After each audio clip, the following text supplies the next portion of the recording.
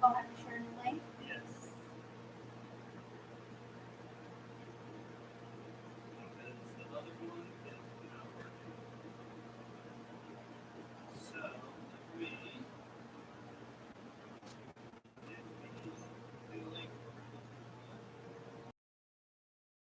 link's not working. Hey, that's not good.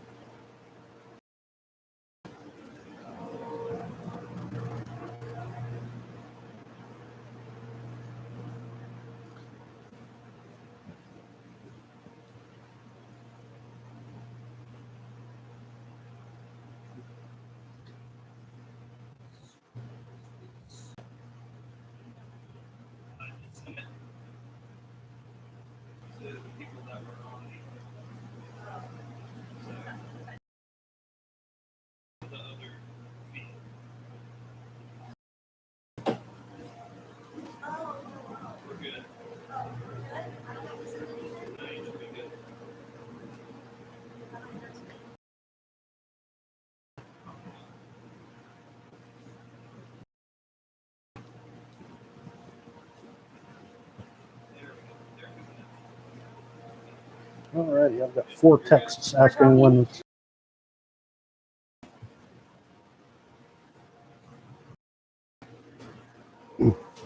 Hi everyone, welcome and for our May chef demo featuring our very talented chef Andrew. We're glad you could join us, and we hope you're at home enjoying your meal and beverage of choice. My name is Bonnie Battaglia. So nice seeing everybody picking up their meal today.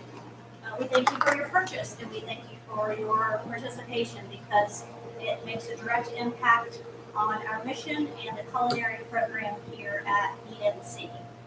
A quick note is you will be able to see the chef this evening, but the chef will not be able to see you. But we do have the opportunity and the ability to, you can post a comment, ask a question, tell us how delicious your meal is in the chat box during the demo. So without further ado, let's get started with Chef Andrew.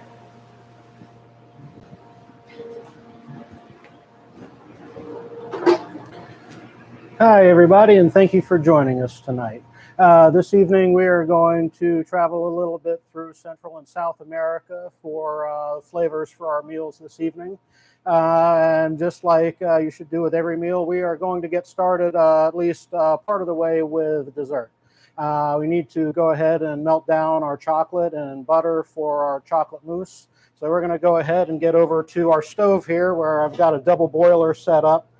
Just a nice big bowl on top of a pot of simmering water. And the first thing we're going to do is our coffee. I always like to have our liquid phase in the bowl first so that the chocolate doesn't have any chance to scorch. Going to add our butter and our vanilla. 12 ounces of really good chocolate.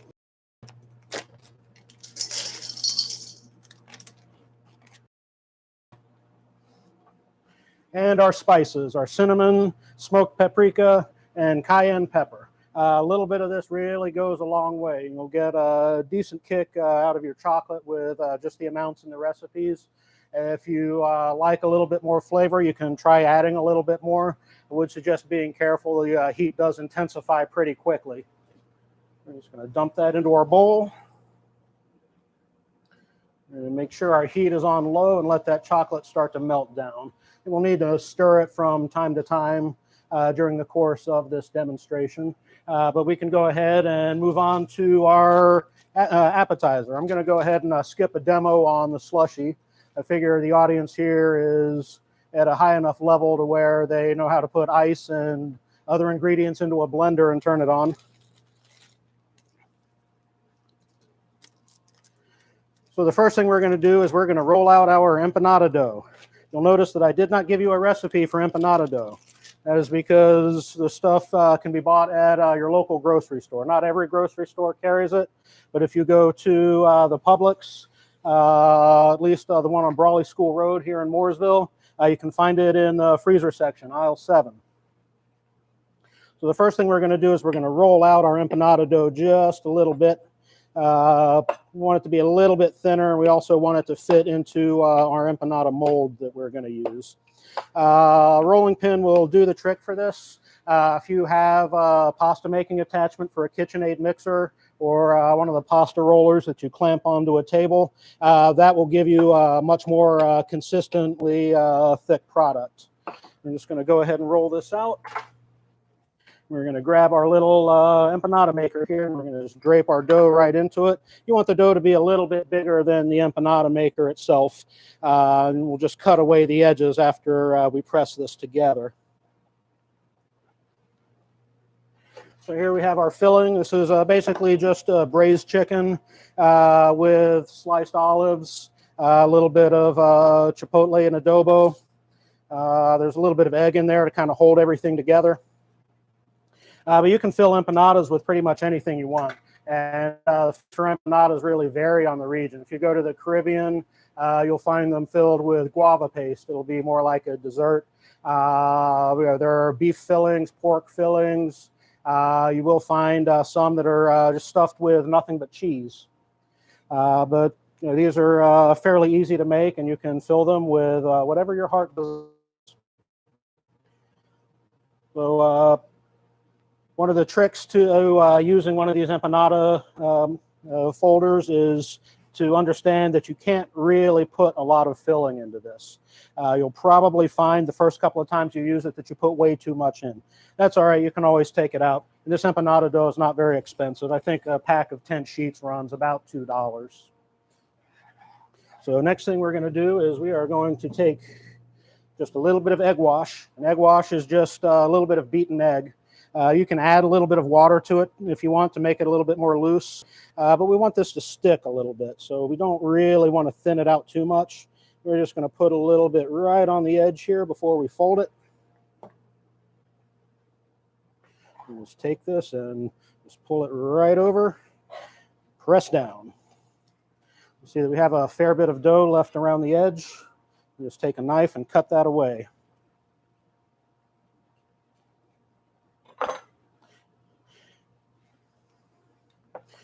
You unfold it, there we go. Before you bake this in the oven, you're going to want to brush it with a little bit more egg wash just to help get the outside nice and evenly browned. My personal preference with empanadas is to deep fry them. In order to deep fry them, you do need to freeze them first. If you try to deep fry them from the raw state, the dough will pop open pretty easily. And so this is how you make your empanada. We serve that tonight with an ají amarillo sauce. The ají amarillo sauce is a little more Peruvian than Argentinian, which is the theme that I went with for the filling for the empanada. But the Peruvian sauce is made with Mexican crema, which is basically their version of creme fraiche. You make that by adding about 1/8 to 1/4 part of active cultured buttermilk to full volume of heavy. Cover it and let it sit out at room temperature overnight. And it'll thicken up. It'll get the consistency of sour cream, but it'll have a little bit of a sweetness to go with the tartness that you get with sour cream.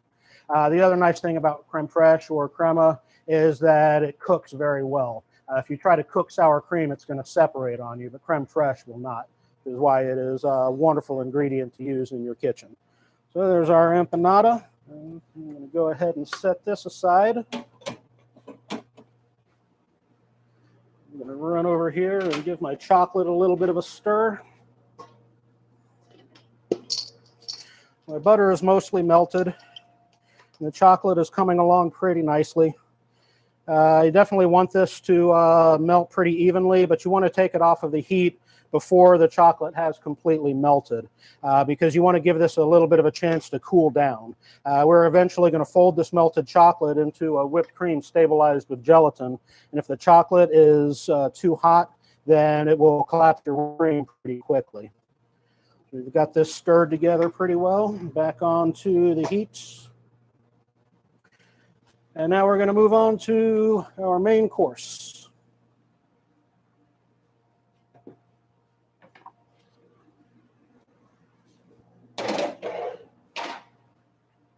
The chimichurri is one of my favorite ingredients to use in the kitchen. Chimichurri is basically a parsley vinaigrette. Oddly enough, I don't like parsley, so I don't use it. The recipe that I gave you does call for parsley, but I like to make mine half cilantro, even if I'm using parsley, because I like the flavor of cilantro a little bit better. But what I like to use in place of parsley is arugula. Arugula's got a lot more flavor than parsley does. Gives you just a little bit of a kick and tastes a lot better, which is the important thing. So we're going to throw our herbs in there, our garlic. Here we have our vinegars. I didn't really think about this, but this blender is probably not the best one to use for a smaller amount of chimichurri.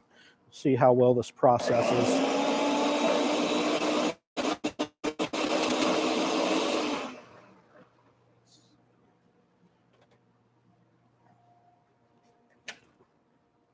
A little bit more liquid would help us process our greens just a little bit faster. We'll just go ahead and push it down, and that should do the trick for us.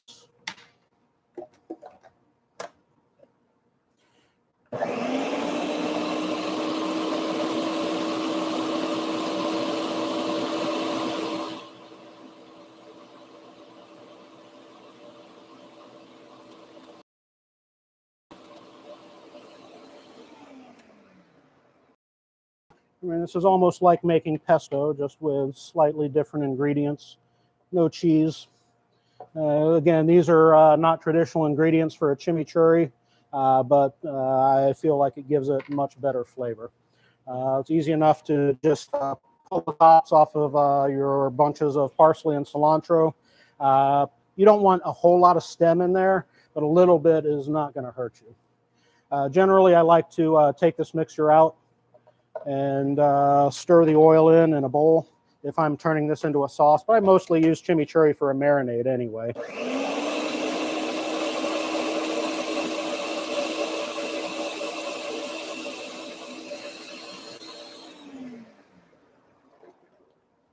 And it's really as simple as that. All you're really making here is a vinaigrette. We left this a little bit chunky. It works a little bit better with some texture in it if you use it as a sauce. You don't want quite as much texture in it if you're going to use it as a marinade.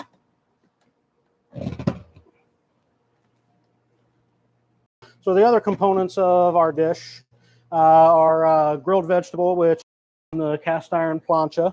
The side dish, the starch, was carbonata criolla, which I originally learned from a Portuguese friend of mine. He called it a guiso, which is basically a term for stew. It's a very generic term, can mean a lot of different things. But he invited me over to his house one day because his mom was making guiso. And I have no idea what that is, but sure, I'll try it. And it was one of the best things I've ever tasted. Then I looked around a little bit and I saw that different cultures had different takes on this particular dish, but it's basically a rice stew. And the version that we use for our dinner tonight is the Argentinian version called carbonata criolla, which is basically beef stew.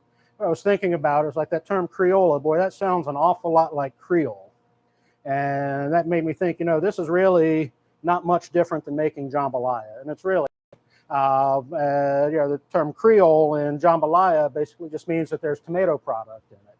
The difference between Cajun and Creole cuisine is that Cajun cuisine is considered more city cuisine, a little more high class. It's really a little bit more drawn from classical technique because the term Cajun comes from Arcadia, which is the region of Canada that the natives of Louisiana moved down from. It got shortened to Cajuns, Arcadians. So that term Cajun refers to the classical French styles of cooking. The Creole style of cooking came more from the natives in the Caribbean, but definitely involves tomato product, whereas a Cajun style version of like a gumbo would not contain any tomato at all. So let's see. The menu that you got said that we were going to be serving flank steak. The price of beef has skyrocketed even at the wholesale level over the last few weeks. And the price of flank steak at my local wholesaler was a little bit higher than I wanted. So I was fortunate enough to pick up this cut, which is called tri-tip. You don't really see tri-tip an awful lot in this area.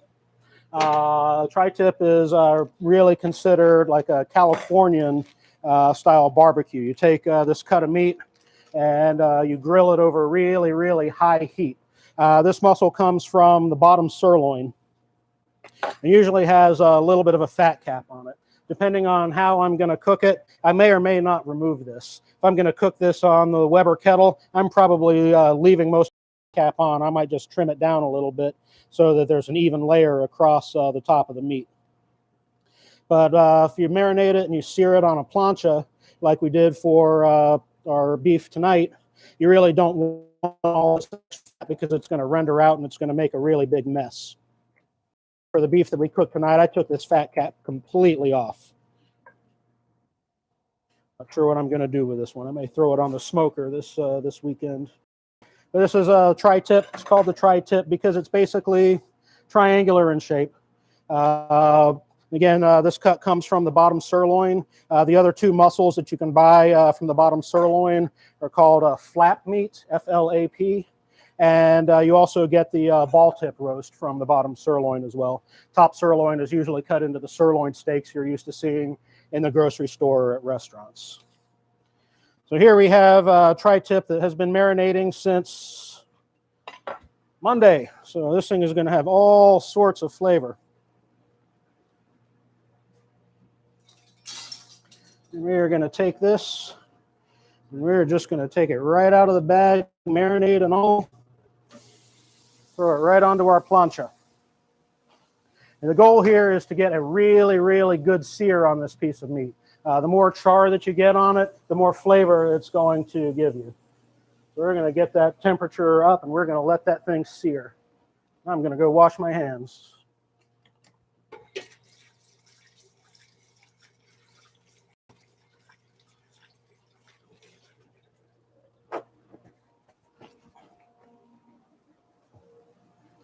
So we'll keep an eye on that piece of meat while we're working on our chocolate a little bit more here. Plenty of steam coming up. You don't want your double boiler to really be at a boil. What you're really looking for is a low simmer.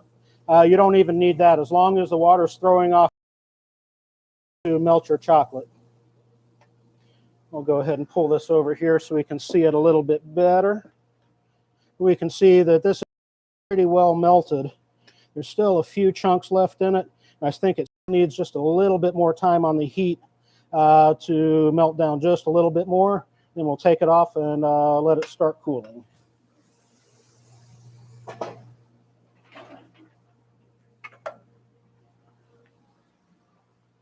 So there's one other thing that we need to do a little bit in advance. I'm taking a little bit of our heavy cream here, not a whole lot. This is only about 1/4 cup. Actually, that doesn't even look like 1/4 cup. I want a little bit more than that.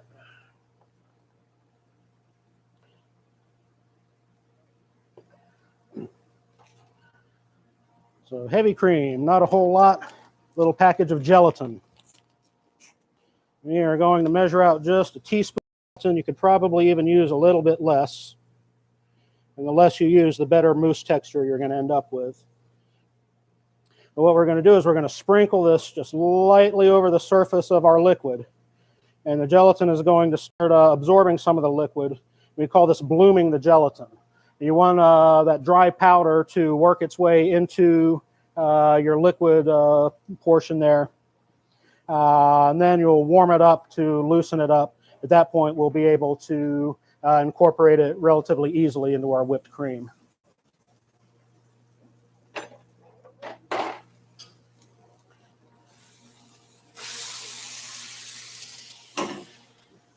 All right. Boy, if you could smell through that video screen right now, you would be in heaven. Smell of the char from that chimichurri is just fantastic. Let's see. How's our chocolate doing here?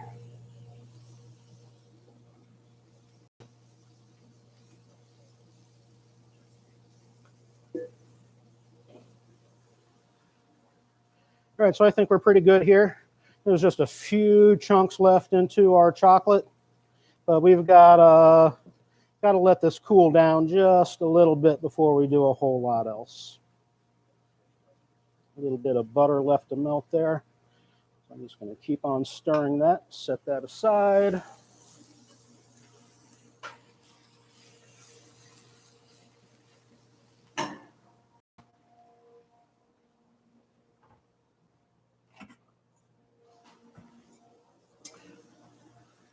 So basically, when we make mousse, what we're doing is it's really not a whole lot more than just a whipped cream.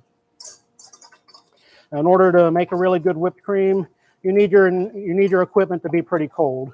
So I've kept my freezer bowl and whip in the freezer for quite a while this afternoon. Just pulled it out of the refrigerator, so I'm getting ready to use it.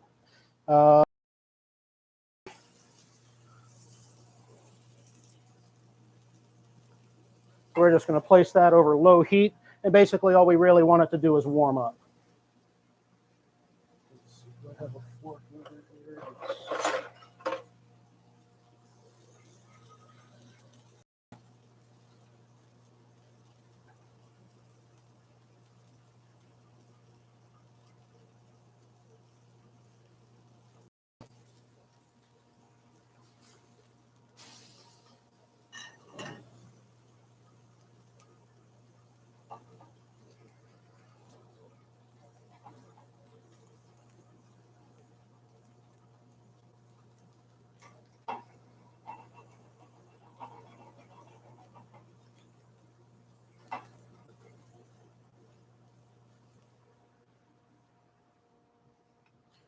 And so we're going to stir our chocolate just a little bit more.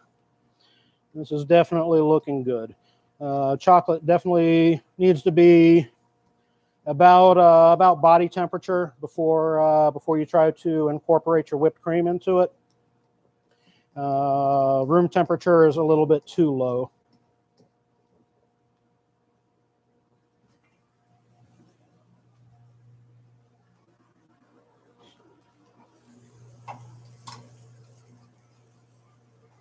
A lot of stuff going on at once. It's like a restaurant kitchen. And so we're going to take our remainder measure of cream and drop it into our mixing bowl. We want to whip this to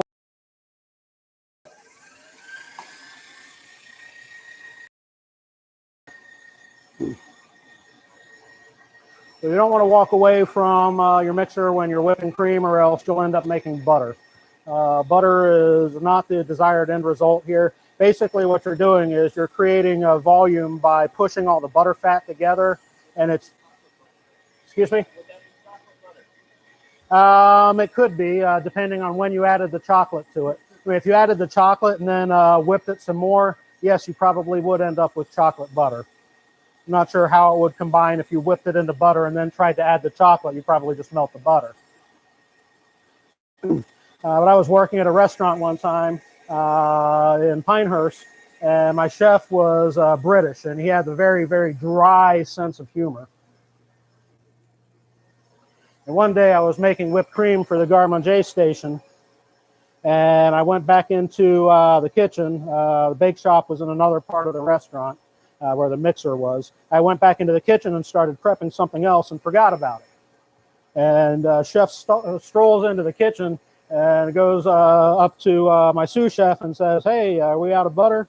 And Dustin looks at him and is like, "No, it came in on the delivery today." And so chef goes down the line and asks the next guy, "Hey, are we out of butter?"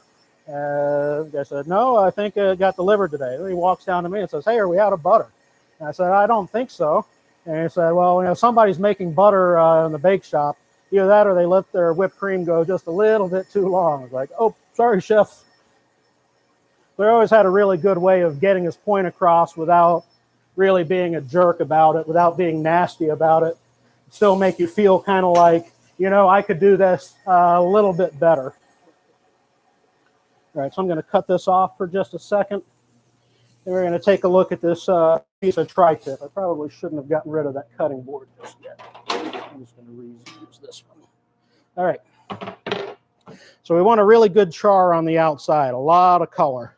For a cut of meat this big, if you're searing it in a pan or on a plancha, you're not going to be able to cook it all the way through like this. It'll get way too done and tough on the outside before the center gets to your desired degree of doneness. So what you're going to want to do at this point is, well, you can just set it aside and then heat it up later. But the proper way to finish this is probably in your oven. You just want to throw this into an oven, not tremendously hot, because you've already got a really good sear on the outside. What you're really looking for is just a nice even temperature to get it to finish cooking gradually. And if you like your beef rare, your target temperature for taking it out of the oven is 115 degrees. Rare in most restaurants is 125 degrees. This roast will set up at least 10 degrees, possibly a little bit more, just sitting out at room temperature after you've taken it out of the oven, because there's still a pretty good amount of heat on the surface of the meat, and it's still going to work its way inward. So this is one of the reasons why you always want to let your cuts of meat rest when they come off of the grill or out of the oven. The other reason is because it is relatively hot in there, and the heat creates movement of the moisture in the meat. And what's going to happen if you cut this too early is, what people call it is, they say, well, it's going to bleed out. Well, there's no blood left in this thing. The only thing really left in this is water.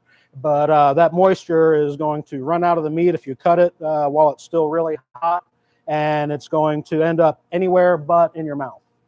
And that's how you end up with a really dry pork roast or dry beef roast. You probably cut it way too early. And the bigger your cut of meat is, the longer you have to let it rest. If you're doing a prime rib roast, you probably want that sucker to rest for a good 30 minutes before you start carving it.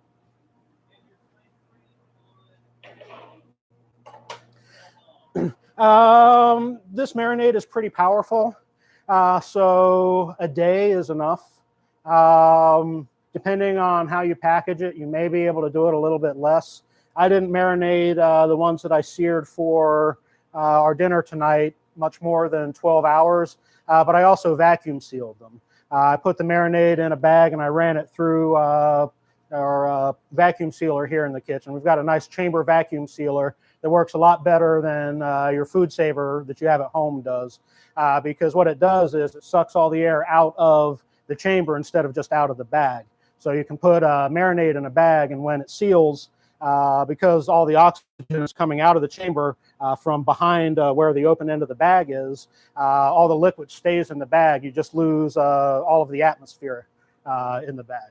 If you don't have a vacuum sealer like that, you can just fill up a sink or a container with water, put the cut of meat and the marinade into a Ziploc bag, and then just submerge it in the water, not past the opening, but as it goes into the water, all the air will push out of the top, and you'll get roughly the same effect. It won't be exactly the same, but it'll be good enough for this.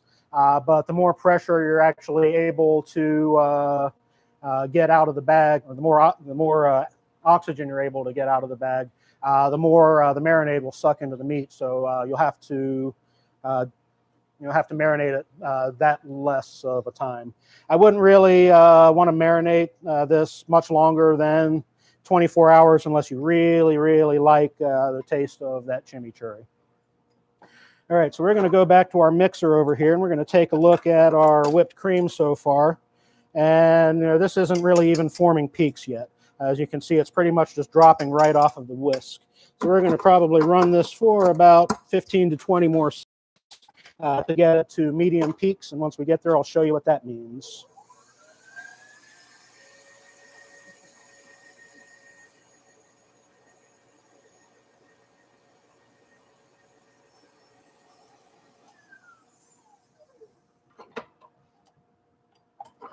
Okay, so when we talk about medium peaks with whipped cream, basically we mean we want it to hold its shape, but not too much. So I mean, if you have like a drop on the end over there, it should bend a little bit, but still kind of hold its shape.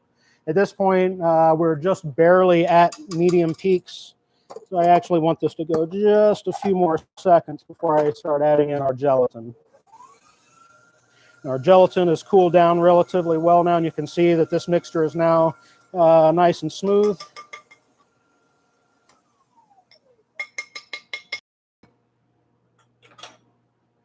And we're just going to pour this right on into our whipped cream.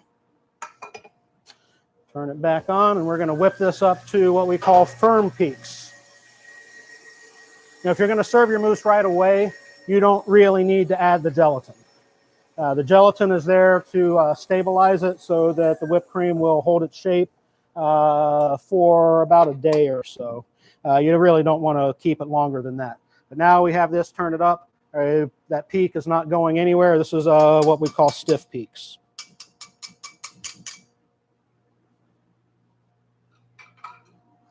So now our last step is to incorporate our whipped cream and our gelatin into our chocolate. A lot of people make the mistake of trying to stir the chocolate into the whipped cream or in another version of mousse to the meringue, which is just a whipped egg white. I'm here to tell you it doesn't work very well. If you add the chocolate into your whipped cream, it's very easy to collapse the whipped cream, just like if you add the chocolate into your meringue, your whipped egg whites, it's very easy to collapse that as well. So what we are going to do is we are going to take our whipped cream and we are going to add it into our chocolate in about 3 different batches. And you want to just gently fold this together. You don't want to stir it vigorously. You don't want to whip it. I mean, you really don't want to stir it at all. The goal is to, keep the volume in that whipped cream and just incorporate the chocolate into it. I like to turn the bowl. It stops me from moving the spatula too much and destroying my air structure in my whipped cream. You don't have to get it completely incorporated before you add the next batch. As a matter of fact, I actually like the way this looks if you leave a couple of streaks in it at the end.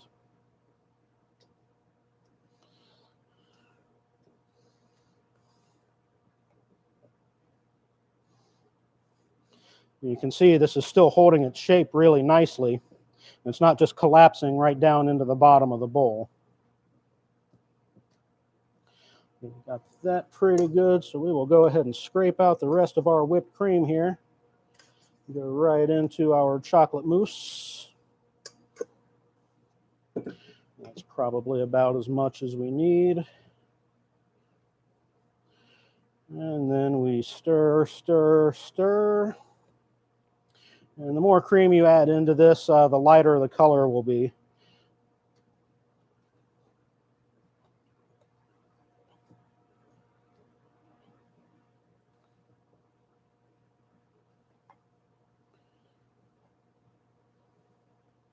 And again, this is something that is definitely better if you serve it almost right away.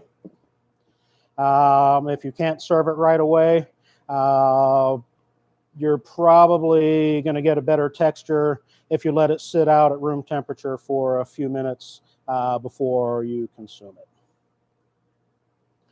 At this point, we have most of our chocolate incorporated into our cream.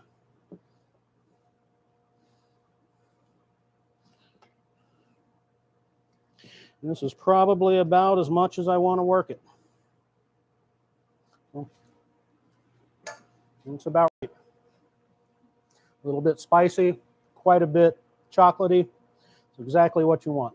And you got to definitely make sure that you melt down the chocolate enough so that you don't leave little bits of chocolate in it, because the goal of this dessert is to have something that's nice and smooth. The first time I made this for a restaurant, I sent it out, and one of them came back, and the waitress told me, the customer told me there's like a chunk in it. I figured it was probably just a chocolate chip that hadn't melted down all the way, but sarcastic me said, why don't you tell them that it's just a piece of the antler? That's all I got, folks. Have a good night. Thank you again for joining us. We really hope you enjoyed your meal. Thank you for sharing your comments. Just want to give a few quick shout outs to Ryan Weber of Ryan Weber Marketing for helping us go live, to Carolina Pie for providing gift certificates. The best pies and more, they're located on Stutz Road. For Dutchman's Casual Living in Cornelius. And we certainly hope you enjoyed the meal. Shoot us any additional questions. And you truly tonight are eating for a cause. Thanks so much. Have a good evening.